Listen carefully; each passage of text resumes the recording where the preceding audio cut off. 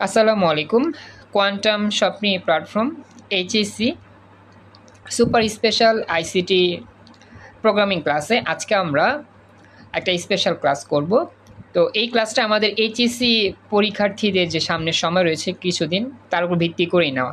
তো আমাদের আজকের এই আইসিটি ক্লাসে আমরা চেষ্টা করব সি প্রোগ্রামিংয়ের একটা স্পেশাল টপিক নিয়ে আলোচনা করতে, যেটা আমাদের পরীক্ষাতে অনেক আসে, যার নাম হচ্ছে ফ্লো চার্ট।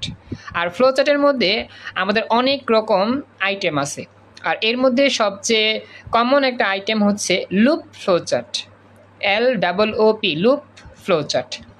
তো এই লুপ ফ্লো চার্টটা আমাদের বোঝার আগে আমাদের ফ্লো চার্টের কিছু আইকন নিয়ে কাজ করতে হবে, বা ফ্লো চার্টের কিছু প্রতীক নিয়ে চেষ্টা করতে হবে বুঝার জন্য, তারপরে আমরা লুপ ফ্লো চার্টটা বুঝতে পারবো। তাসফিয়া জয়েন করছো, thank you so much Tasfia, খুশি হলাম। তাসফিয়া একটু আমাকে জানাও তুমি দেখতে পাচ্ছ কিনা, শুনতে পাচ্ছ কিনা তাসফিয়া? ওকে, থ্যাংক ইউ সো মাচ, খুশি হলাম জয়েন করছো। খুব শীঘ্রই আমাদের ঈদের ছুটির প্রায় শেষ কাছাকাছি আমরা আগের মতো আলোর মতো পড়া শুরু করবো ইনশাল্লাহ। ওকে, তো যেখানে ছিলাম, তো আমাদের ফ্লো চার্টটা মানে কি? ফ্লো চার্ট মানে হচ্ছে একটা সমস্যা দেওয়া থাকবে, সেই সমস্যাটাকে সমাধান করার জন্য কিছু চিত্রের মাধ্যমে উপস্থাপন করার প্রক্রিয়াই হচ্ছে ফ্লো চার্ট। তো আমাদের ফ্লো চার্ট শেখার আগে আমাদের কিছু চিত্র শিখতে হবে, যে চিত্রগুলো আমাদের ফ্লো চার্টে খুবই ইম্পর্টেন্ট। তো আমি শুরু করতেছি। এই চিত্রগুলো ভালো করে খেয়াল রাখবা, কীভাবে কী কাজ করতে হবে, এটা জাস্ট মনোযোগ দিবা, তাহলে ভালো বুঝতে পারবা। ওকে, তো আমি দেখাচ্ছি, একটু মনোযোগ দিও। আমি এখন একটু ক্লোজ করলাম, একবারে কাছাকাছি নিলাম। দেখো, আশা করি সবাই দেখতে পাচ্ছ যে আমাদের প্রোগ্রামে ফ্লো চার্ট তৈরি করার জন্য এরকম কিছু চিত্র এবং চিত্রের পরিচয় সম্পর্কে জানতে হবে। তো আমি প্রাথমিকভাবে তোমাদের কাছে 4টা চিত্র নিয়ে আসলাম। খাদিজা জয়েন করছো আমাদের ক্লাসে, থ্যাংক ইউ সো মাচ, খুশি হলাম জয়েন করছো, একটু মনোযোগ দিয়ে দেখো। তাহলে আমরা যাচ্ছি, মূল আলোচনা শুরু করলাম। ওকে, এবার খেয়াল করো, আমাদের এই ফ্লো চার্টের জন্য প্রথমে যে প্রতীকটা দেখা যাচ্ছে, এটা কি একটা উপবৃত্তাকার শেপ। এটাকে বলা হয় একটা ফ্লো চার্ট শুরু করার প্রক্রিয়া বা শুরু করার চিত্র। আমরা যখন একটা ফ্লো চার্ট শুরু করব, তখন আমরা এই বৃত্তের মতো যে গোল চিহ্নটা আছে এটা দিয়ে শুরু করব, এটা মুখস্থ করবা। তো এই প্রতীকগুলো মনে রাখবো, আর প্রতীকের অর্থটা মনে রাখবো, কারণ প্রতীক দিয়ে অর্থের সাহায্যে আমরা কি করি, ফ্লো চার্ট তৈরি করি। তো সবাইকে বলতেছি পুরো ক্লাসটা মনোযোগ দিয়ে দেখবা, তাহলে আশা করি বুঝতে পারবা কিভাবে আমাদের ফ্লো চার্টটা করতে হবে। তো শুরু করলাম। তো এই যে আমার বৃত্তের মতো যে গোলাকার অংশ, এটাকে বলা হয় শুরু, বা এটাকে আমরা শেষ দিয়েও প্রকাশ করতে পারি। অর্থাৎ আমরা যখন ফ্লো চার্ট শুরু করব, তখন আমরা এরকম বৃত্তের মতো একটা চিত্র দিয়ে শুরু করব, আর যখন আমরা ফ্লো চার্ট শেষ করব লাস্টে, তখনও আমরা এরকম বৃত্ত দিয়ে শেষ করব। মূল কথা হচ্ছে ফ্লো চার্টে চিত্র দিয়ে সলভ করতে হয়, চিত্র এঁকে ফ্লো চার্ট করতে হয়। তো চিত্র এঁকে ফ্লো চার্ট করার জন্য প্রথমেই আমার এই চিত্র দিয়ে শুরু করতে হয়, এবং সর্বশেষও এই চিত্র দিয়ে শেষ করতে হয়। কথা কি বুঝতে পারছো সবাই? একটু আমাকে জানাও। সুবর্ণা জয়েন করছো, অঞ্জনা জয়েন করছো, একটু কথা বলো, যারা শুনতে পাচ্ছ আমার কথা বুঝতে পারলো কিনা আমাকে জানাও। হ্যাঁ, জি স্যার, বুঝতে পারছি। এরপর হচ্ছে পরবর্তী স্টেপ হচ্ছে এই যে এটাকে বলা হয় সূত্রের ঘর, এটাকে বলা হয় তোমার শর্তের ঘর, শর্ত। আমাদের যখন ফ্লো চার্ট করতে হবে, তখন এরকম এই শর্ত নিয়ে কাজ করতে হবে, যেটা আমরা একটু পর শিখবো। হ্যাঁ, যখন শর্ত নিয়ে কাজ করব, তখন এরকম চিহ্ন দিয়ে আমার কাজগুলো করতে হবে। তো এটাকে বলা হয় সিদ্ধান্ত। মনে রাখবা, মাঝখানে আমার ইফ লিখতে হয়, ইফ ইংলিশে আমরা ব্যবহার করি ইফ। আমরা যখন একটা সমস্যা দেখব, সমস্যার সমাধান করার জন্য কিছু শর্ত থাকবে, তো সেই শর্তের জন্য আমরা এইরকম সিম্বল ব্যবহার করব। এটাকে বলা হয় আমার ঘুড়ির মতো চিহ্ন। হ্যাঁ, ঘুড়ির মতো বা এই ডায়মন্ড আকারের চিহ্ন, মনে রাখবা, সিদ্ধান্ত। বুঝতে পারছো? এই আইকনটার সিদ্ধান্ত যখন নিব বা শর্ত নিয়ে কাজ করলে এই চিত্র নিতে হবে। এটা আমাকে জানাও, রেসপন্স করতে হবে, আইকনগুলো বুঝতে হবে। 2 নাম্বারটা বুঝতে পারছো? জাস্ট মুখস্থ করবা, শর্ত যখন থাকবে তখন আমরা এই সিম্বল নিয়ে কাজ করব। একটু কথা বলো, যারা যারা শুনতেছো ক্লাসে রেসপন্স করো ভয়েসে, বুঝতে পারতেছো কিনা। আমরা একটু পর প্রবলেম দেখলেই সব বুঝতে পারবো। এখন যা শিখতেছি নিয়মগুলো কী কী। এতটুকু ক্লিয়ার? 2 নাম্বারটা বুঝতে পারছো সবাই?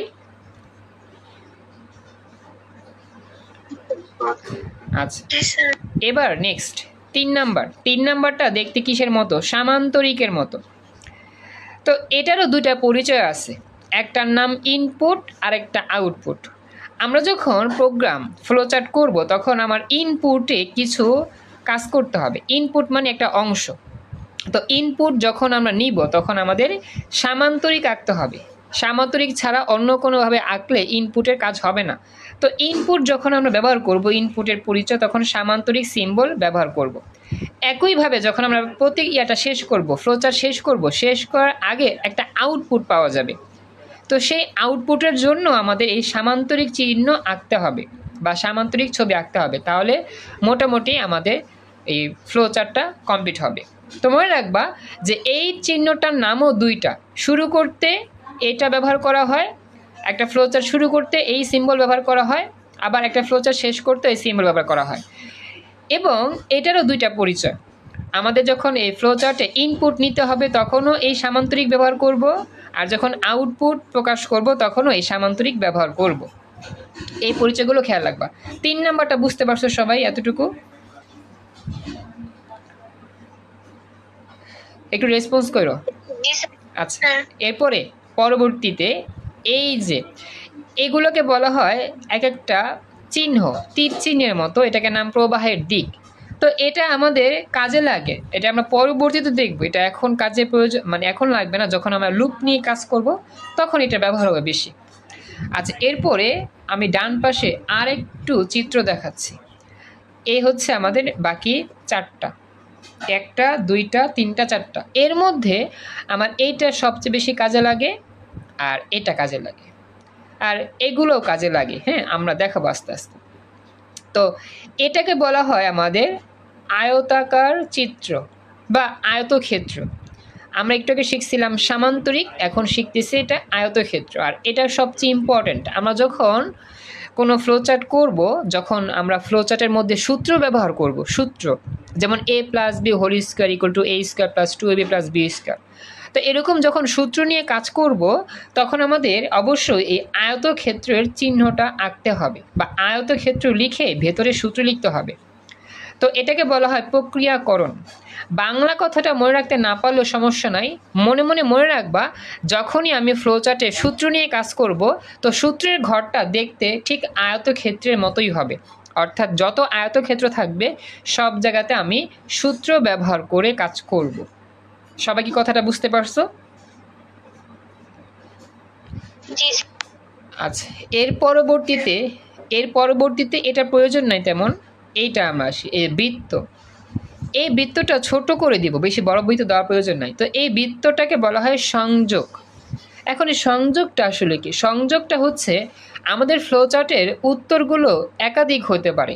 দেখা যাবে কিছু কিছু অংশে উত্তর 2টা 3টা 4টাও পাওয়া যায়। তো সেই ক্ষেত্রে সকল উত্তরগুলোকে একসাথে যুক্ত করতে আমাদের এরকম একটা বৃত্তাকার অংশ বা বৃত্ত তৈরি করে সেখানে সবগুলো উত্তর একসাথে যুক্ত করতে হয়, বা সবগুলো উত্তরের যেই ফলাফল, সেই ফলাফলগুলো আমাদের টান দিয়ে বৃত্তের মধ্যে আনতে হয়। তো এটারও কাজ আছে, আমরা দেখবো আস্তে আস্তে। এরপর হচ্ছে সর্বশেষে টিকা। তো এই টিকাটার ব্যবহার তেমন নাই, তারপর আমরা মনে রাখবো এমসিকিউর জন্য কাজে লাগতে পারে। তো এই হচ্ছে মোটামুটি আমাদের ফ্লোচার্ট আঁকার জন্য কিছু পরিচয় বা আইকনের পরিচয়। তো এই জায়গার মধ্যে সবচেয়ে বেশি কাজে লাগে হচ্ছে এইটা, এইটা, এইটা, এইটা আর এইটা। তাহলে হচ্ছে 1 2 3 4 5, এই 5টাই সবচেয়ে বেশি ব্যবহার হয়। আমরা এখন প্রশ্ন সমাধানের মাধ্যমে এই আইকনগুলো আরও ভালো করে ক্লিয়ারলি বুঝতে পারবো বা বোঝার চেষ্টা করবো ইনশাল্লাহ। অঞ্জনা একটু আমাকে জানাইও মোটামুটি যে আলোচনা করছি বুঝতে পারছো কিনা। এখন আমরা প্র্যাকটিস করলে সব বুঝতে পারবো। আচ্ছা, তাহলে এখন আমরা প্র্যাকটিস করব। হ্যাঁ, বাকিরা যারা আসো আশা করি মনোযোগ দিয়ে দেখছো, ইনশাল্লাহ ক্লিয়ারলি বুঝতে পারবা। শাহিদ আমাকে জানা, তোমার কি কোনো সমস্যা হচ্ছে? সবুজ হয়ে গেছে না ঠিকঠাক আছে? শাহিদা একটু আমাকে জানাও, তোমার কি স্কিন ঠিকঠাক আছে?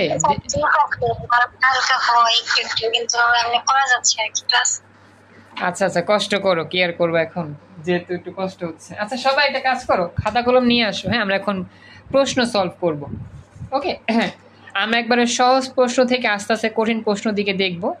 তো আমরা প্রশ্ন সলভ করব, তো একটু খাতা কলম নিয়ে আসো, তাহলে একটু সুবিধা হয়। আচ্ছা অঞ্জনা, একটু আমাকে জানাও। অঞ্জনা, তুমি যখন শুনতে পাচ্ছ আমার কথা, এই যে আমাদের একটা ভাইরাল প্রশ্ন পরীক্ষা আসে, সেটা হচ্ছে একটি সংখ্যা জোড় নাকি বিজোড় তা বের করার জন্য ফ্লো চার্ট।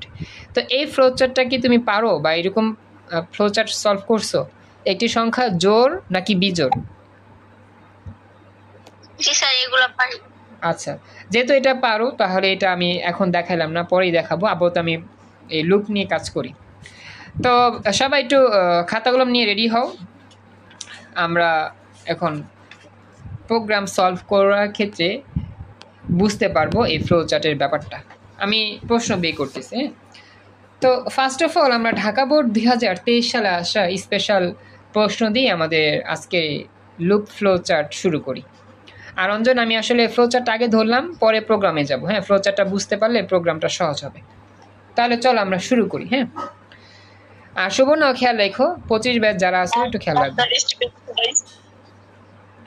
কি বললা, কিছু বলছো মামা? বলো তো, মামা না কেউ কিছু বলছো কি, তোমাকে জানাও। আমি কথা বুঝতে পারিনি। সৃষ্টি বলছো কি?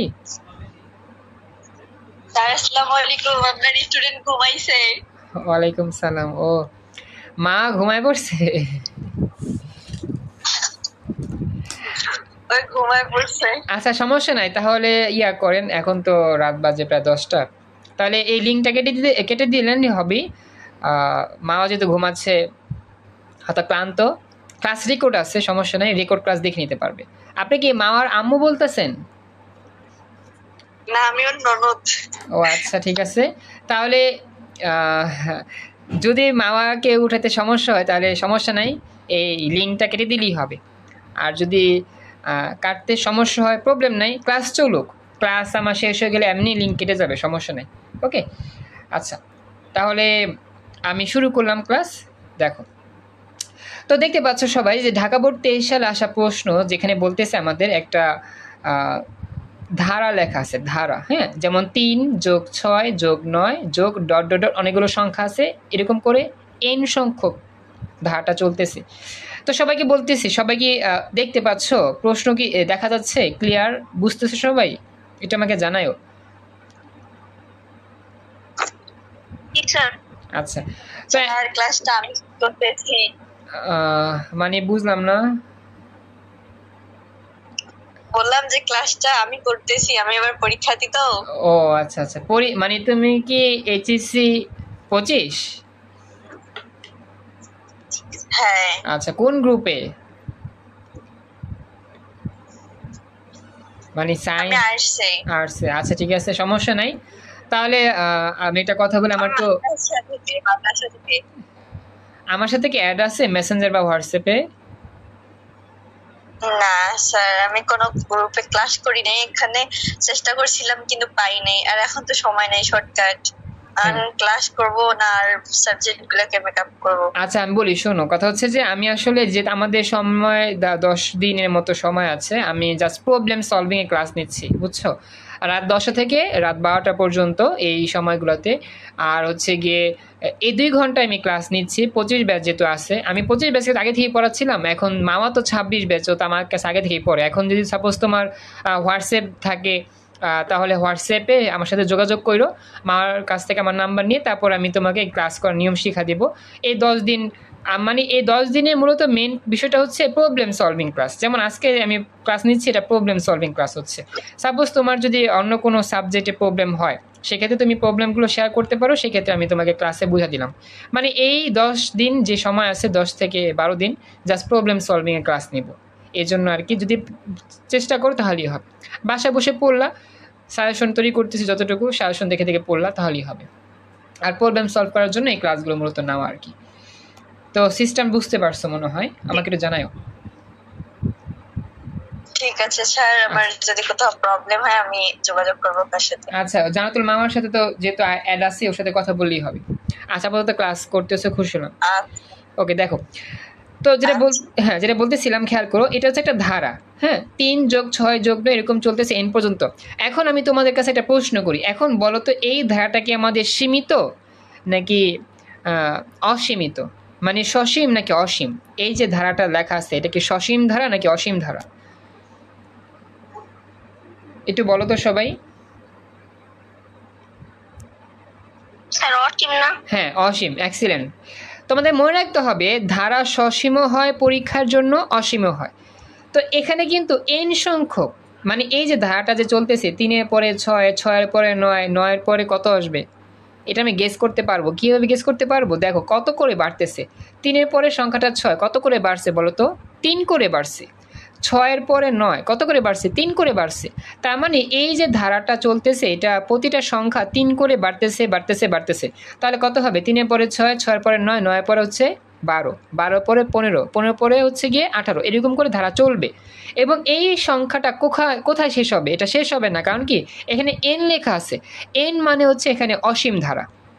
আর আমাদের লুপের অঙ্ক অসীম ধারা দিয়েও আসে, সসীম ধারা দিয়েও আসে। এতটুকু বুঝতে পারছো কিনা একটু আমাকে জানাও। ক্লাসে বাকিরাও কথা বলতে হবে, কারণ ক্লাসটা অনেক ইম্পর্টেন্ট। সবাই একটু কথা বলো। বাকিরা বুঝতেছো? আচ্ছা, তো এখন এটা হচ্ছে একটা অসীম ধারা। তো এখন আমাদের এই অসীম ধারা থেকে আমার প্রশ্নে বলছে গণঙে এই উদ্দীপকের যে সিরিজটি আছে এই সিরিজটির জন্য প্রবাহ চিত্র অঙ্কন করো। প্রবাহ চিত্র মানে হচ্ছে ফ্লোচার্ট, ঠিক আছে? প্রবাহ চিত্র মানে হচ্ছে ফ্লোচার্ট। এখন কথা হচ্ছে এই ফ্লোচার্টটা যে লুপ ফ্লোচার্ট কেমনে বুঝবো? একটা কথা বলি, যখনই দেখবা ধারা থেকে প্রশ্ন আসছে, ধারা, এটা সসীম ধারা হোক বা অসীম ধারা হোক, ধারা থেকে প্রশ্ন আসা মানে লুপ ফ্লোচার্ট। আমরা বলতেছি ধারা থেকে প্রশ্ন আসা মানে কি? Loop flowchart. ক্লাসের বাকিরা যারা আসো, যেমন ইতি বড়ুয়া, জাকিয়া, তাসফিয়া, মাওয়া, রুদ্র, সুবর্ণা, একটু আমাকে জানাও, বুঝতে পারছো? ধারা থেকে প্রশ্ন আসা মানে লুপ ফ্লোচার্ট। আচ্ছা, তাহলে আমরা এখন নেক্সট যাচ্ছি। জাকিয়া, একটু আমাকে জানাও, জাকিয়া তুমি কি বুঝতেছো? একটু আমাকে বললো তো জাকিয়া। জি স্যার, এই ক্লাসের আমার আর কি বেসিক ধারণা আছে, আমি টুকটাক পারিও। ও আচ্ছা, তাহলে তো মোটামুটি টেনশন, সমস্যা নাই, তাই তো পারবাই। তো এখন কথা হচ্ছে তাহলে আমি সামনে যাই। হ্যাঁ, যদি বুঝতে প্রবলেম হয় কারো আমাকে জানাও। তো এখন আমরা প্রথমত এই ফ্লোচার্ট তৈরি করার জন্য চিত্র দিয়ে শুরু করব। তো আমি একটু উত্তর থেকে দেখাচ্ছি, খেয়াল রেখো। প্রথমত আমরা কি লিখব? আমরা লিখব যে উদ্দীপকের সৃষ্টির প্রবাহ চিত্র নিম্নরূপ। তো তোমাদের বলছিলাম আমাদের যখন ফ্লোচার্ট তৈরি করতে হয় শুরু করতে হয় কি দিয়ে? এইটা দিয়ে, এই যে এই বৃত্তাকার যে অংশ আছে তা দিয়ে শুরু করতে হয়। তো আমি একটা বৃত্তের মতো অংশ, যদিও বৃত্ত না, উপবৃত্ত আঁকবো। এরপর লিখব শুরু। আসলে আমাদের ফ্লোচার্টটা বাংলায়ও করা যায়, ইংলিশেও করা যায়। তো যদি চাও ইংলিশে করবা তাহলে লিখবা স্টার্ট। ওকে, তাহলে আমি তোমাদেরকে একটু ইংলিশও শিখাই। তো প্রথম কাজ কি? প্রথম কাজ হচ্ছে আমরা পেজের ঠিক মাঝখান থেকে শুরু করব। প্রথমে হচ্ছে এই যে আমরা এই বৃত্তাকার একটা অংশ আঁকলাম। আঁকার পর এখানে আমরা লিখব স্টার্ট, START, স্টার্ট। একটু মনোযোগ দিয়ে দেখো, হ্যাঁ, প্রথমবার দেখলে সব বুঝতে পারবা। স্টার্ট মনে রাখবা, যখনই আমাদের লিখতে হবে ইংলিশে আমরা সব ইংলিশে লিখবো। হ্যাঁ, বাংলা লেখার প্রয়োজন, ইংলিশটাই সুন্দর। এটা হচ্ছে প্রথম কাজ, স্টার্ট। ওকে, এরপরে পরবর্তী অংশ কি করব? পরবর্তী অংশ হচ্ছে আমরা এরকম করে দাগ দিব, এরকমভাবে, এরকম আমরা এই যে চিহ্নের মতো, তীর চিহ্নের মতো দাগ দিব। তোমাদের বলছিলাম না এই তীর চিহ্নের ব্যবহার আছে, দাগ দিব। দাগ দেওয়ার পরে আমাদের এই জায়গাতে ইনপুটের প্রতীক লিখতে হবে, ইনপুটের ছবি আঁকতে হবে। তো আমি তোমাদের ইনপুটের জন্য শিখাইছিলাম সেটা কি হয়? সামান্তরিক হয়। তো এখানেও যে কাজটা করতে হবে সামান্তরিক আঁকতে হবে। তো এখানে আমরা এখানে একটা সামান্তরিক এঁকে নিব। সামান্তরিক তো আমরা মোটামুটি আঁকতে পারি, তাই না? এই যে সামান্তরিক আঁকলাম, এই যে সামান্তরিক এঁকে দিলাম। সামান্তরিকটা যে এরকম এত লম্বা হতে হবে এরকম না, মোটামুটি যেরকম আঁকলে তোমাদের সহজ হয় সেরকমভাবে আঁকলেই হবে। এই হচ্ছে সামান্তরিক। ওকে, সামান্তরিক এঁকে লিখবা ইনপুট, INPUT, ইনপুট। ইনপুটটা আমি ইংলিশেই লিখলাম। মনে রাখবা স্টার্টের পরে ইনপুটের ঘর আঁকতে হয়। সবাইকে বলতেছি দেখা তুই বুঝছো কিনা। আমরা প্রথমে লিখলাম স্টার্ট, স্টার্টের পরে আমরা ইনপুট লিখবো, কারণ স্টার্টের পরে আমরা ইনপুট ব্যবহার করি। এটা হচ্ছে নিয়ম আর কি। ফ্লো চার্টের প্রতিটা স্টেপেই কাজ হচ্ছে প্রথমে স্টার্টের পরে ইনপুট নিতে হয়। এতটুকু বুঝতে পারছো কিনা একটু আমাকে জানাও। আচ্ছা, এরপরে হচ্ছে ইনপুট। এরপর আমাদের ইনপুটের পরিচয়টা নিতে হবে। এখানে যখন আমার এন সংখ্যক ধারা থাকবে, মানে ধারাটা যখন এন সংখ্যক হবে, তখন আমাদের সবসময় ইনপুটটা আমরা এন ব্যবহার করব। মনে রাখবা, এন সংখ্যক ধারার জন্য ইনপুট হবে এন। তো আমি এখানে জাস্ট লিখব ইনপুটের পরে ছোট্ট অক্ষর এন। এই হচ্ছে আমার বিষয়টা, খেয়াল রাখবা।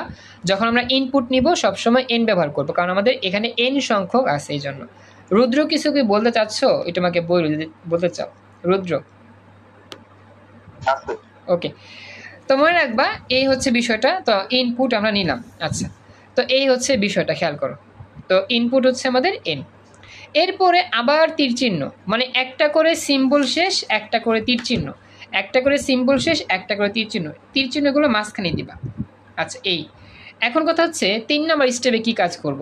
3 নাম্বার স্টেপ হবে সূত্রের ঘর। তো আমি বলছিলাম সূত্র যখন লিখতে হবে তখন আমাদের কি হবে? আয়তক্ষেত্র।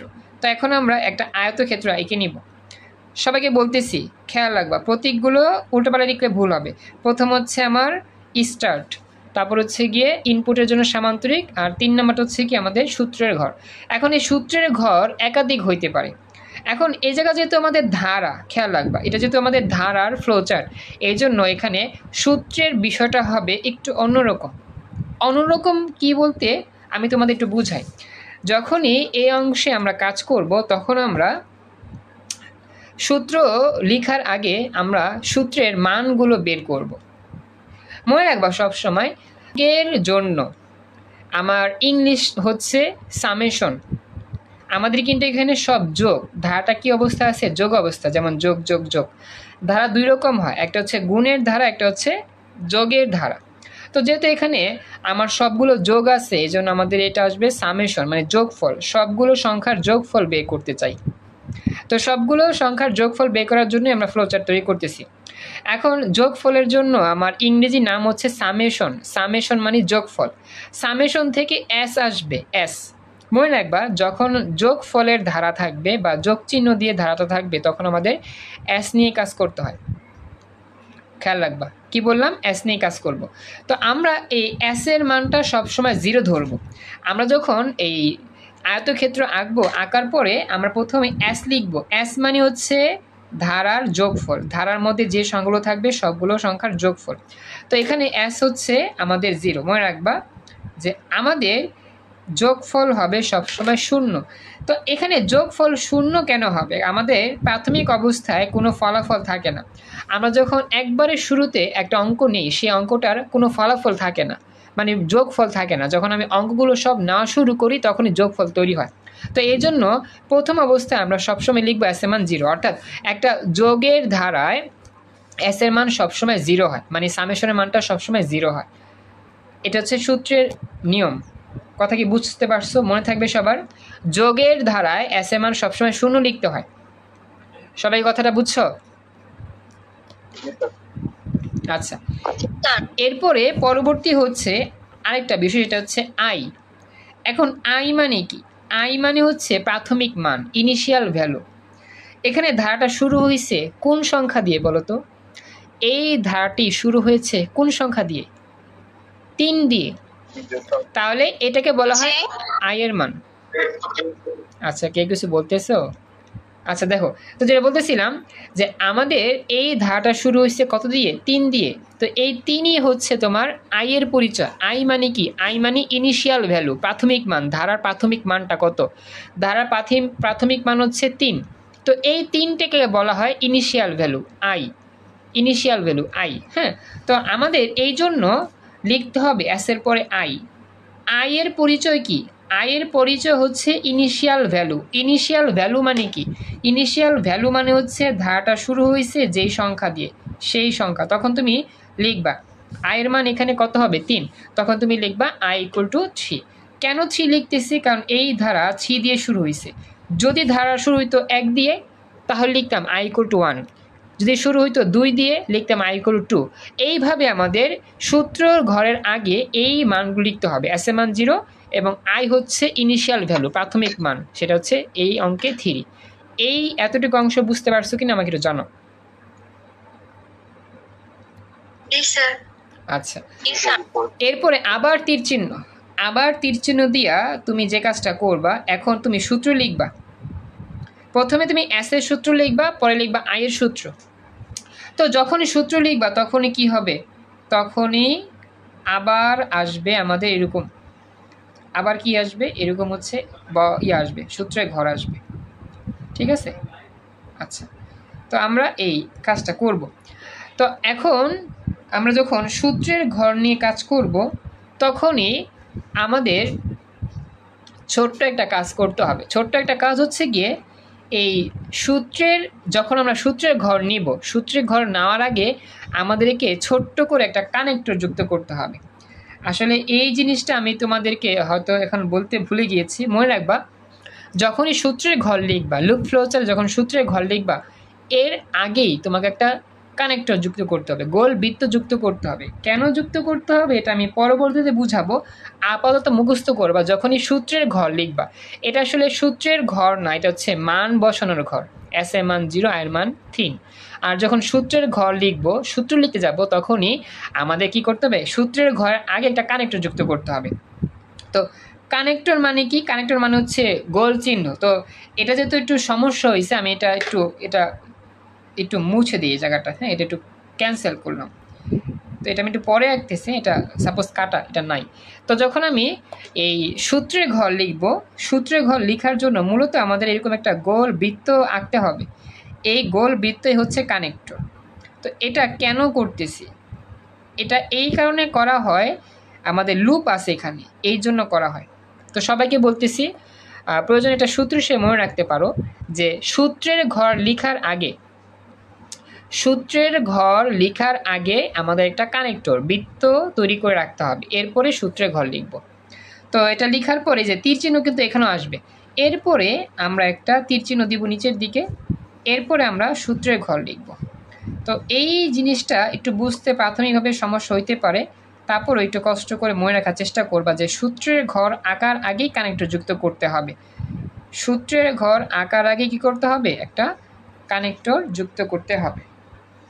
আমার কথা কি বুঝতে পারছো? একটু কথা বলি। আচ্ছা, সূত্রের ঘর আঁকার আগে কি করব, কানেক্টর যুক্ত করে নিব। আচ্ছা, তো এখন আমরা এই ক্লাসের এই অংশটা রেকর্ডটা আমি সেভ করি, কারণ ক্লাসটা একটু বড়, তো রেকর্ডটা সেভ না করলে রেকর্ড সেভ হবে না পরবর্তীতে। রেকর্ডটা এই অংশ আমরা সেভ করলাম।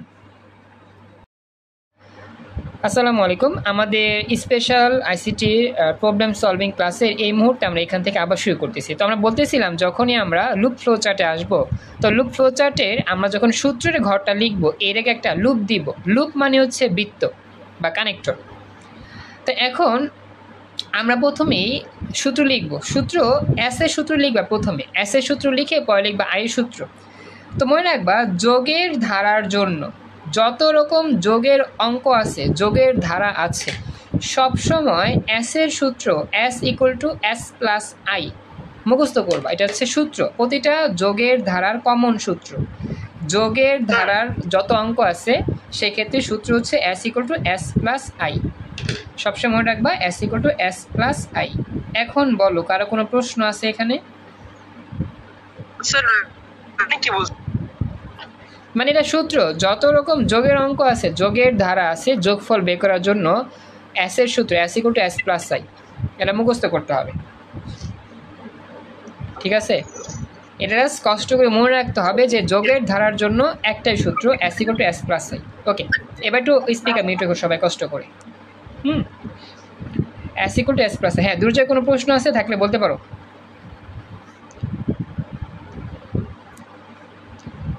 আচ্ছা, শুরু করলাম। এস এর সূত্র শেষ।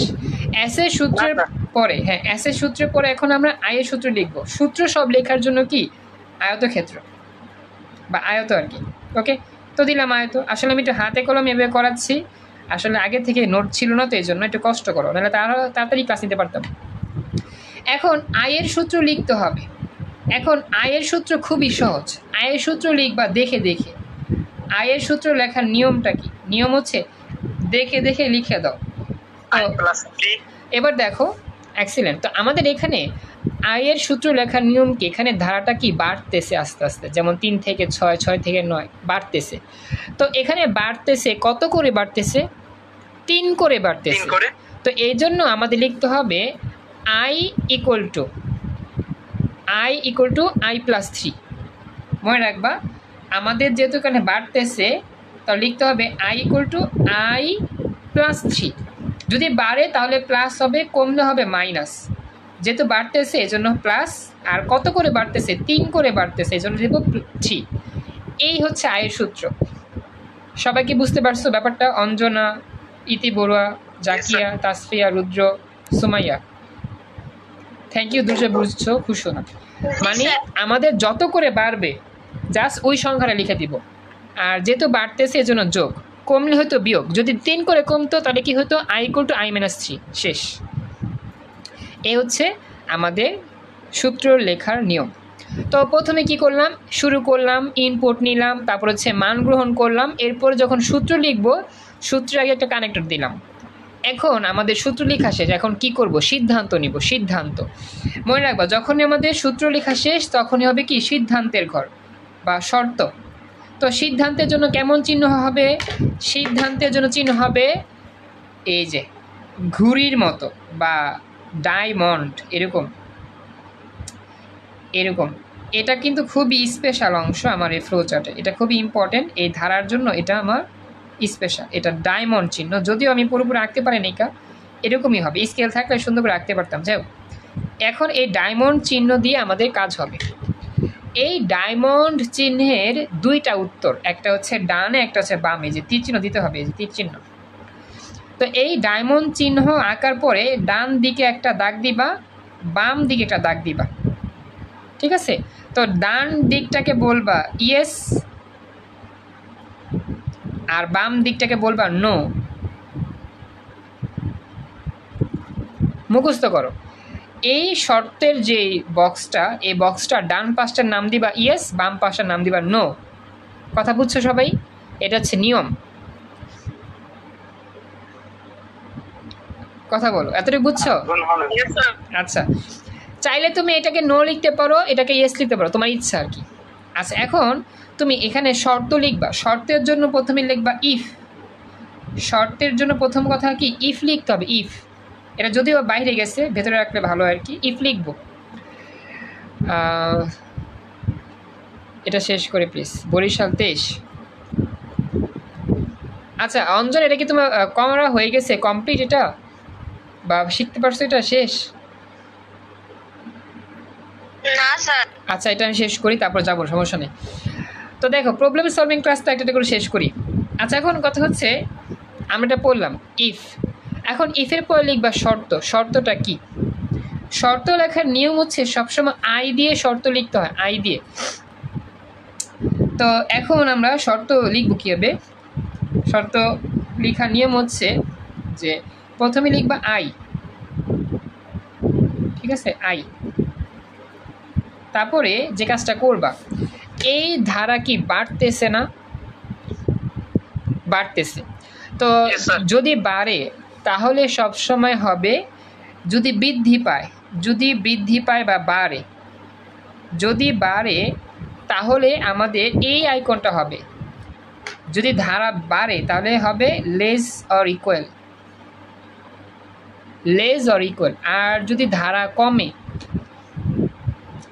কমলে বা কমে, তাহলে এটা হবে গেটার অর ইকুয়াল। এটা হচ্ছে শর্ত, মুখস্থ করবা। যদি কোনো ধারা বাড়ে তাহলে আমাদের শর্তের মাঝখানে হবে লেস অর ইকুয়াল, আর যদি ধারা কোনো কমে যায় তাহলে উত্তর হবে গেটার অর ইকুয়াল। এটা মুখস্থ রাখবা। ধারা বাড়লে লেস অর ইকুয়াল, ধারা কমলে গেটার অর ইকুয়াল। কথা কি বুঝছো সবাই? মন থাকবে। হ্যাঁ, এটা ফিক্সড। হ্যাঁ, ধারা বাড়লে লেস অর ইকুয়াল, কমলে গেটার অর ইকুয়াল। আচ্ছা, যেহেতু এই ধারা বাড়তেছে এই জন্য আমরা আয়ের পরে লিখব কি, less or equal, less than or equal. হ্যাঁ বলো। এটা কি কোনো স্টাডিতে আছে? কারণ আমাদের বইটাতে এখানে মানে কোথায় লেখা নেই যে মানে বাড়লে এরকম, কমলে এরকম, মানে এটা আমি কোথায় পাইনি হয়তো। আসলে বইতে দেওয়া নাই, তবে এই শর্ত দিয়ে কাজ করলে সহজে বোঝা যাবে আর কি, বুঝছো? আমি একটু পর বুঝাবো, এটা বইতে লেখা নেই আমি এরকম। প্রকার মানে মুখস্থ টাইপে করছি, মানে ধরেন না এই যদি আই থেকে এন বড় হয় তাহলে এদিকে এস এদিকে নয়, মানে নো। আর যদি আই বড় হয় তাহলে ওই দিকে নো এদিকে এস, মানে বারে কম এরকম আমি শিখতে পারিনি আমি, মানে আমি শিখাইনি। আচ্ছা যাই হোক, সমস্যা না, এখন তো শিখতে পারছো। যদি ধারা বাড়ে তাহলে লেস অর ইকুয়াল, কমলে গ্রেটার ইকুয়াল, এটা আর কি মনে রাখবা, ঠিক আছে? বুঝছি স্যার। আচ্ছা এখন এটা গেল, এরপরে কাজটা কি? এরপরে কাজ হচ্ছে ডান পাশে একটা মানে পরিচয় লিখতে হবে, সংখ্যা। তো যেহেতু এখানে আমাদের ধারাটা এন সংখ্যক, সবসময় আমরা এন লিখবো, সবাইকে বলতেছি যেহেতু আমাদের সর্বশেষ সংখ্যাটা আমার এন, তাহলে আমরা লিখবো এন। যদি এখানে সাথে থাকতো 10, তাহলে লিখতাম এখানে 10। মানে এখানে আমাদের ওই সংখ্যায় লিখতে হবে যে সংখ্যা সর্বশেষ থাকবে। যেহেতু এখানে আমাদের সর্বশেষ এন আছে, এই জন্য আমরা এখানে লিখতেছি এন। এই কথাটা মনে রাখতে হবে সবাইকে। সবাইকে বুঝতে পারছো কথাটা এতটুকু? এটা হচ্ছে শর্ত। আচ্ছা আচ্ছা আরেকবার বলবো। আচ্ছা এতটুকু বুঝতে পারছো আশা করি যে ইফ নিয়ে কাজ করব। হ্যাঁ ইতি বলো, কিছু বলবা? ইতি বলবো, হ্যাঁ বলো বলো। আচ্ছা আচ্ছা সমস্যা নাই, রেকর্ড আছে, দেখে নিও পরে, ঠিক আছে? Okay thank you. ওকে খুশি হলাম। তো এখন যেটা বলতেছি, অঞ্জনা খেয়াল করো, প্রথমে শর্তের জন্য হচ্ছে এই চিহ্ন নিলাম, ইফ লিখলাম, ডান পাশটা ইয়েস বাম পাশটা নো। এখন আমরা তো জানি শর্ত লিখতে হয় আই দিয়ে, আই লিখলাম। এখন এই ধারাটা যেহেতু বাড়তেছে এই জন্য greater than equal, sorry less than equal, এতটুকু বুঝছো না অঞ্জনা? আচ্ছা এখন কথা হচ্ছে এই চিহ্নর পরে কি লিখব? এই চিহ্নর পরে কি লিখব? এই চিহ্নর পরে লিখতে হবে ধারাটা শেষ হয়েছে যেই সংখ্যাটা দিয়ে, সেই সংখ্যা লিখতে হবে। এই ধারা শেষ হয়েছে কি দিয়া? এন দিয়ে না, এন দিয়ে শেষ হয়েছে। এই ধারাটা শেষ হয়েছে কি দিয়ে? এন দিয়ে। এই জন্য আমরা এখানে এন লিখছি, এন। এবার বুঝতে পারছো? আর এখানে যদি 100 থাকতো এনের পরিবর্তে, তাহলে লিখতাম এখানে 100। মানে যত থাকবে শেষ হবে যে সংখ্যা দিয়ে, সেই সংখ্যায় লিখবা এখানে। এটা হচ্ছে শর্তের নিয়ম। কথা বুঝতে পারছো?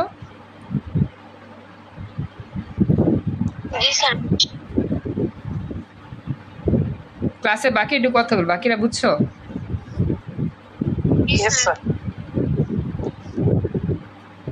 আচ্ছা তো এখন কথা হচ্ছে, এখন মূল কথা হচ্ছে যে আমরা এই ইয়েস আর নো নিয়ে কাজ করব। এখন ইয়েস আর নো নিয়ে কাজ করার মিনিংটা বুঝতে একটু কষ্ট হইতে পারে, তো আমি তোমাদের এটা জিনিসটা বুঝাই একটা সিস্টেম নিয়ে।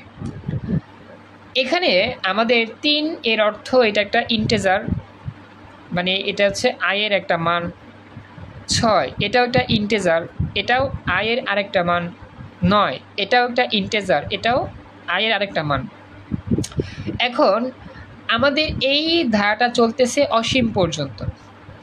এখন আমি তোমাদেরকে যদি বলি যে আয়ের মান, সাপোজ আমি 100 ধরলাম বা 100 পাইলাম, আয়ের মান, আই মানে ইন্টেজার মানে সংখ্যা আর কি। এখন এই আয়ের মান, এই যে আমি শর্ত দিয়ে তোমাদের বুঝাই যে শর্ত লিখছি না, শর্ত হচ্ছে আই হচ্ছে একটা ইন্টেজার বা সংখ্যা। তো আয়ের মান যখন আমি 100 ধরছি বা 100 পাইছি, এখন তোমাদের কাছে আমি যদি প্রশ্ন করি যে আয়ের মান 100 হইলে এই ধারাটা কি শেষ হয়ে যায় বা থেমে যায়? না স্যার। আচ্ছা একজন উত্তর দিছো, অঞ্জনা, তাসফিয়া, রুদ্র, সুমাইয়া, কথা বুঝো। আমি প্রশ্ন করলাম যে আয়ের মান যদি 100 পাই তাহলে কি এই ধারাটি শেষ হয়ে যায় নাকি ধারা আরও চলবে সামনে? বাকিরা কথা বলো। এটা যেহেতু আমাদের অসীম ধারা, অসীম ধারা যেহেতু আয়ের মান আমি 100 পাইছি, চলবে। ভেরি গুড, চলবে। কেন চলবে দেখো, তুমি আয়ের মান যদি 6 নিতা, ধারা কিন্তু শেষ হয় নাই। 6-এর পরে কত পাবো? 9। আবার 9-এর পরে পাবো কত? 12। তার মানে কি আয়ের মান 6 হলে ধারা শেষ হয় না, ধারা আরও আছে সামনে, মানে আরও সংখ্যা পাওয়া যাবে। এরকম করে আয়ের মান যদি 100 হয় তাহলেও ধারা শেষ হয় না, 200 হয় তাও শেষ নাই, 300, 1000, 2000 তাও কিন্তু শেষ না। তার মানে কি? তার মানে আয়ের মান তুমি এনের চেয়ে যত ছোট নিবা, এনের চেয়ে ছোট মানে লিমিটেড। সাপোজ আয়ের মান নিছো 1000, তো 1000 নিলে কি ধারা শেষ হয়ে গেছে? ধারা কিন্তু শেষ হয় নাই। 1000 পরে কত আসবে? 1003, 1003 পর কত আসবে? 1006। কেন? 3 করে বাড়তেছে। তো এরকম করে ধারা কিন্তু চলবে, ধারা কিন্তু শেষ হবে না। তার মানে আয়ের মান যখন আমি লিমিটেড সংখ্যক পাবো বা নিব, তারপরেও কিন্তু ধারা শেষ হবে না, ধারা চলবে, ধারা চলবে, ধারা চলবে, কারণ এটা অসীম পর্যন্ত বিস্তৃত। কিন্তু স্যার, হ্যাঁ বলো। আপনি যদি n এর মান 100 বা 1000 দেন, তখন কিন্তু ধারা শেষ হয়ে যাবে। বুঝি না, কি বললা? n এর মান 100 বা 1000 নিলে কিন্তু তখন ধারা শেষ হয়ে যেত না?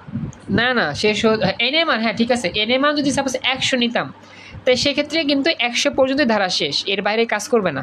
কিন্তু এখানে এন মানে অসীম, নির্দিষ্ট কোনো সংখ্যা নাই, বুঝছ?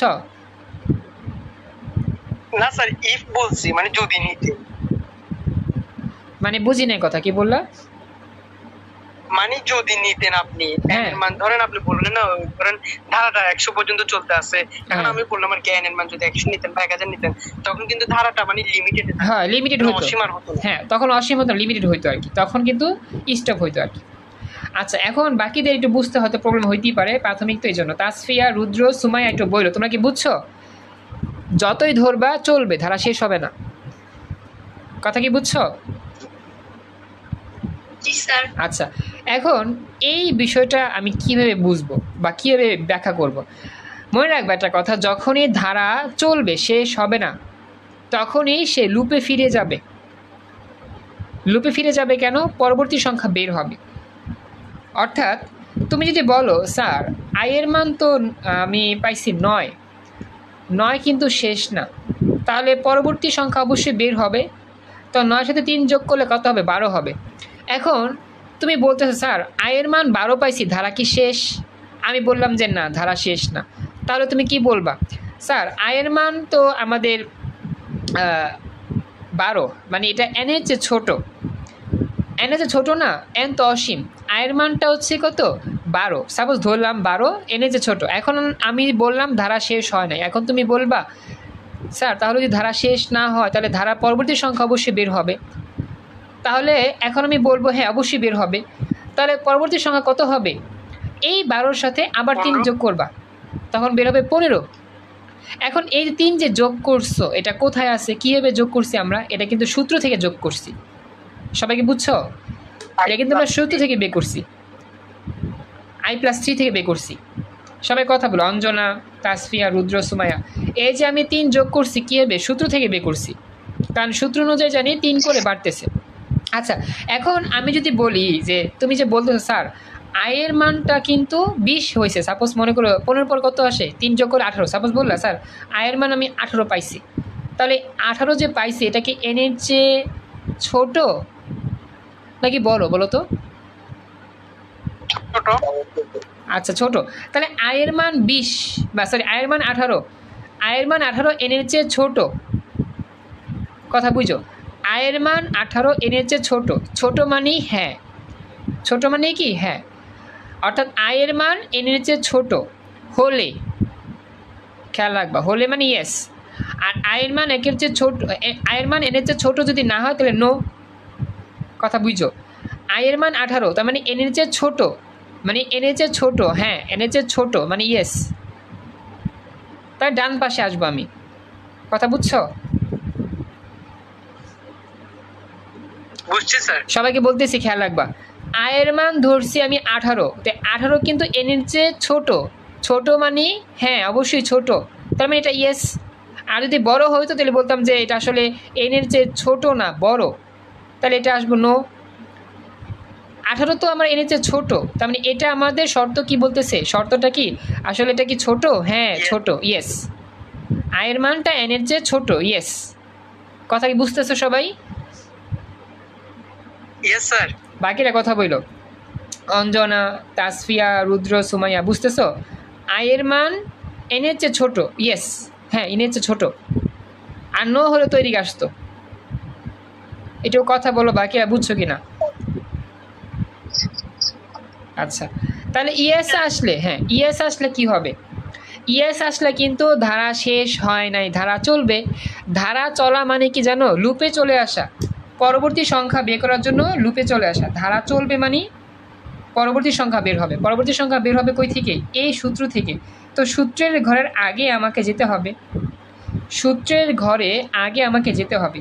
তো সূত্রের ঘরের আগে যদি আমি যাই, তাহলে এখানে আই এর সূত্র আছে, আই থেকে আমি পরবর্তী সংখ্যা পেয়ে যাব।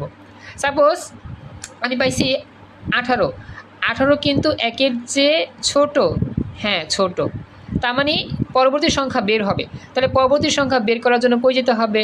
সূত্রের ঘরে যেতে হবে। সূত্রের ঘরে যাওয়ার আগে কোথায় যাব? লুপে যাব, কারণ ডাইরেক্ট এখান থেকে সূত্রে যাওয়া যায় না, ডাইরেক্ট শর্ত থেকে সূত্রে যাওয়া যায় না, ডাইরেক্ট আমাদের লুপে যেতে হয়, লুপ থেকে আসতে হয় সূত্রে। তো আমি আয়ের মান পাইছি 18, 18 কিন্তু আমাদের এনের চেয়ে ছোট, হ্যাঁ ছোট, তার মানে পরবর্তী সংখ্যা বের হবে। তাহলে আমি লুপের ঘরে যাই, লুপের ঘরে গেলাম, লুপের ঘরে গেলাম, এরপর লুপের ঘর থেকে এসে আসলাম, এসের ঘর থেকে আইয়ে আসলাম। তো 18 তো ছিল, 18-র সাথে আমি পরবর্তী সংখ্যা বের করার জন্য এর সাথে আরও 3 যোগ করলাম, তাহলে কত পাইলাম? 21। তো 21 আবার এখান থেকে বের হয়ে আবার চেক করবে, চলতে থাকবে। হ্যাঁ চলবে। আয়ের মানটা 21 বেরোচ্ছে, সেই 21টা আবার এসে দেখবে 21 কি আবার এর নিচে ছোটো কিনা, এরকম করে বারবার চলতেই থাকবে, চলতেই থাকবে, চলতেই থাকবে। ক্লাসে বাকিরা দেখো তো বুঝতে পারলা কীরকম? স্যার বুঝছি। অঞ্জনা বুঝতে পারছো? জি স্যার বুঝছি। তো এরকম করে চলবে, মানে আয়ের মান যতই পাবা সবসময় ইএস আসবে, ইএস আসবে, কারণ কি আয়ের মানটা সবসময় এর চেয়ে ছোটোই হবে, ইএস। পরবর্তী সংখ্যা বের করার জন্য আবার সূত্রে গেলাম, আবার ইয়েস, আবার ইয়েস, এরকম চলবে, এটা হচ্ছে লুপ। এই যদি এরকম হয় যে হ্যাঁ এক সময় অসীম পর্যন্ত চলে গেছি, তাহলে কিন্তু আয়ের মানটা কিন্তু আর এনের চেয়ে ছোটো না, তখন বড় হবে। তো ছোট, হ্যাঁ তখন কিন্তু দেখা যাবে যে অপশন নো আসবে।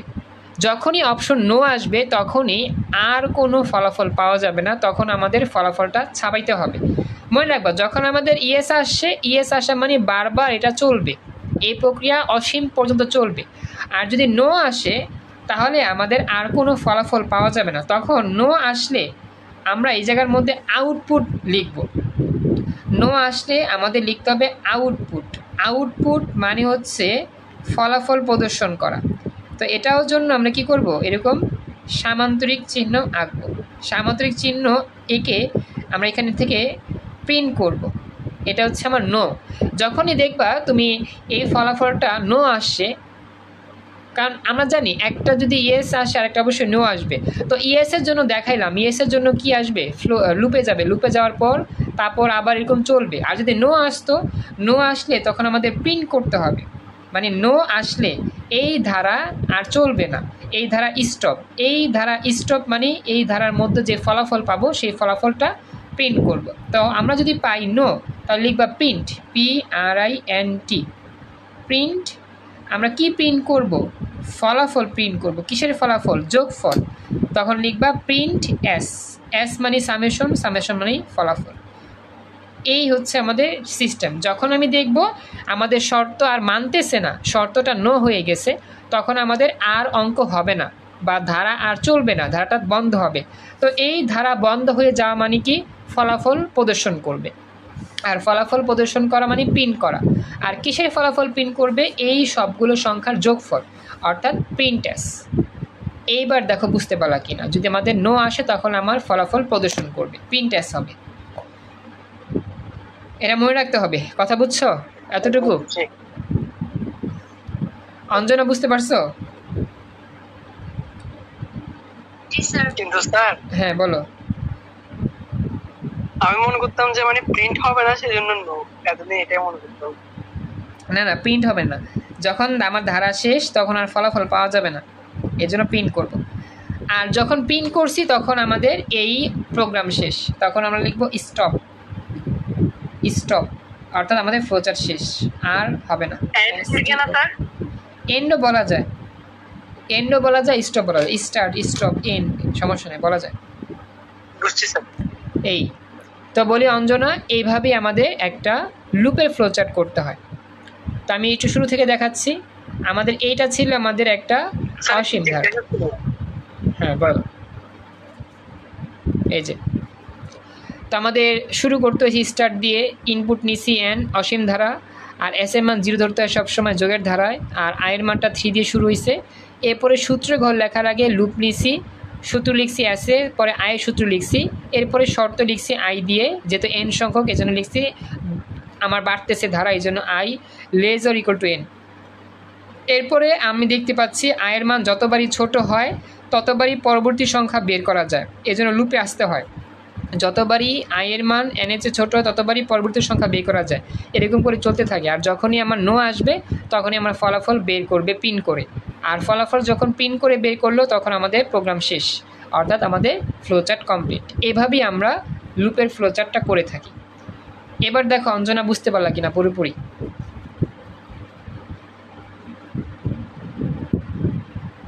জি স্যার, বুঝতে পারছি। আচ্ছা, ক্লাসের বাকিরা একটু আমাকে জানো, বাকিরা বুঝতে পারছো? একটা প্রশ্ন ছিল। হ্যাঁ বলো প্রশ্ন।